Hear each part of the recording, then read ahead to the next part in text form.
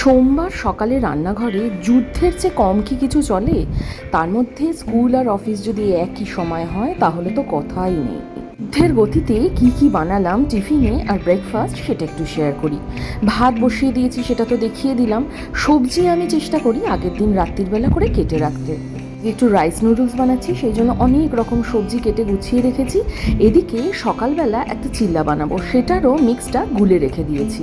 গরম জল ফোটাতে বসিয়ে দিয়ে রাইস নুডলসগুলো জাস্ট দিয়ে নরম হওয়া অবধি অপেক্ষা করব। এটা ফোটাবার দরকার নেই। কাজটা রেডি হয়ে গেছে, যতটা কাজ কমানো যায় সেই জন্য ডালের বাটিটাকেও ভাতের হাঁড়িতে বসিয়ে দিলাম যাতে চটপট গরম হয়ে যায়। 1 সেকেন্ডও দাঁড়াবার সময় নেই, সেই জন্য আগে ননস্টিক প্যানে অয়েল ব্রাশ করে যে চিল্লাটা বানাবো সেইটা দিলাম। এটা হচ্ছে রাগি আর বিটরুট চিলা।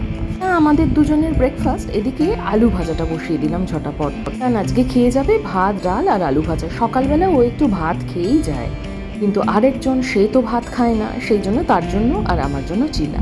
রাইস নুডলসটা কিন্তু একেবারে নরম হয়ে গেছে, আর এদিকে চিলাও অলমোস্ট রেডি। এবার ঝটপট টিফিন বক্সে ঢোকাবো। ফল তো কিছু গরমকালীন দিতেই হবে, সেই জন্য একটু আম আর পেয়ার দুটো বক্সেই কমন। সত্যি বলতে না, কার কোনটা পছন্দ অপছন্দ সেইটা ভেবে মনে রেখে দেওয়া ভেরি ডিফিকাল্ট। কিয়ানের বক্সে গেল আমের সাথে কলা, আর কিয়ানের বাবার বক্সে আম আর পেয়ার। আমারও সেম। এইবার শুধু বাকি রইল এই টিফিনটা বানানো। ঝটপট শেয়ার করি চলুন। সাদা তেলের মধ্যে আজকে রসুন কুচি ছিল না, সেই জন্য রসুন পাউডার দিলাম। রসুনটা কিন্তু মাস্ট।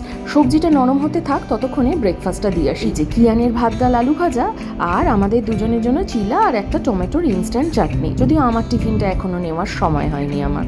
সবজিগুলো একটু নরম হয়ে গেলে বাঁধাকপি কুচিগুলো দিলাম, তার সঙ্গে দিলাম বেশ পরিমাণ মতো গোলমরিচের গুঁড়ো। একসাথে 3টে ডিম এরকমভাবে ঘেটে নিয়ে দিয়ে দিলাম। এখানে কিন্তু একসাথে আমার লাঞ্চও বানিয়ে নিলাম। এক যাত্রায় আর পৃথক ফল হয় কেন বলুন।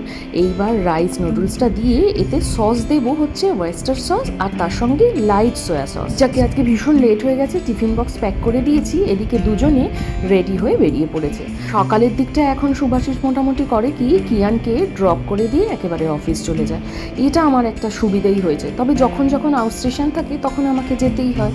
যাকে এই ছিল আজকে আমার সকালের যুদ্ধ, আর আমার লাঞ্চটাও এবার গুছিয়ে রেখে দেবো। আজকে তাহলে এই অবধিই থাক।